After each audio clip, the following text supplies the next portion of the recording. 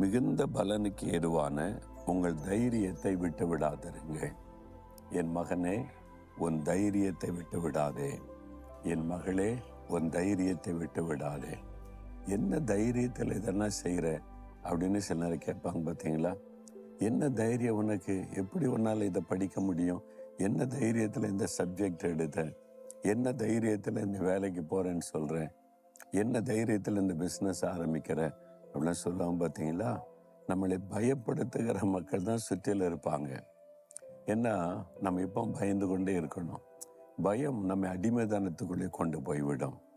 அதனால சாத்தான் நமக்குள்ளே பயத்தை விதைத்து, உன்னால் செய்ய முடியாது, உன்னால் ஜெயிக்க முடியாது, உன்னால் சாதிக்க முடியாது, உன்னால் இந்த காரியத்தில் நீ ஆசீர்வாதமால இருக்க முடியாது, தோற்றுருவ, வெட்கப்பட்டு போயிடுவ, பாதியில் நின்றுரும், இப்படிலாம்னா அவிசுவாசமான வார்த்தைகளை பிசாசு கொண்டு வருவான். ஏன்? நமக்குள்ள பயத்தை உண்டாக்கணும். அவன் எப்பொழுதுமே நம்மை பயப்படுத்துகிறவன்.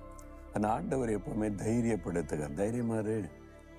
எப்படி தைரியமாக இருக்கிறது? நாட்கள்லாம் கூட நீ பயப்படாதே, நான் கூட இருக்கிறேன் அப்படின்னா தைரியமாறு, தைரியமாக செய்.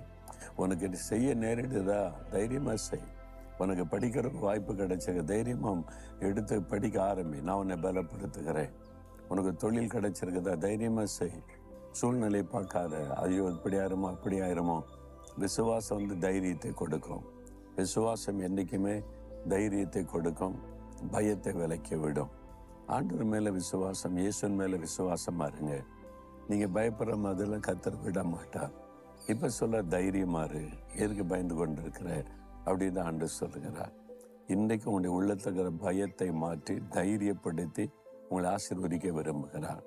நீங்கள் பயந்தா சாத்தான் உங்கள் மூலமாக செயல்பட முடியும். பயத்தை வைத்து தான் நிறைய பேருடைய வாழ்க்கையை அவன் பாழாக்குகிறான். அதனால் பயப்படுகிற சூழ்நிலையை அவன் உருவாக்குவான். அதை வைத்து தான் நம் மீது அவன் காரியங்களை கட்டவிழ்த்து நம்முடைய வாழ்க்கையில் நஷ்டங்கள், இழப்புகள், வேதனைகள், வியாதிகளை கொண்டு வருகிறான். தைரியமாக இருந்து பாருங்க. பிசாசு என்ன பண்ண முடியும்? என் கூட இருக்கிற இயேசு பெரியவர். இந்த பிரச்சனை என்ன பண்ண முடியும்? இயேசு இந்த பிரச்சனையெல்லாம் ஊதி தள்ளிடுவார். இந்த தேவை எனக்கு பெருசு தான், என் ஆண்டவருடைய பார்வையில் ஒன்றுமே இல்லை. அந்த விசுவாசம் அது உங்களுக்குள்ள பெரிய மன தைரியத்தை தரும். ஆனால் பயப்படுகிற சூழ்நிலைகள் வரும். அந்த நேரம் ஆண்டவர் சொல்றார், தைரியத்தை விட்டு விடாதுங்க.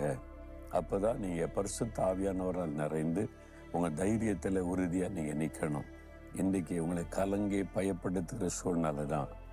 ஆண்டவர் தான் சொல்லுகிறார், என் மகனே, மகளே, தைரியமாறு, தைரியத்தை விட்டுறாத. அப்போ தான் நீ பலனை பார்க்க முடியும். இது சாத்தானுடைய தந்திரம்.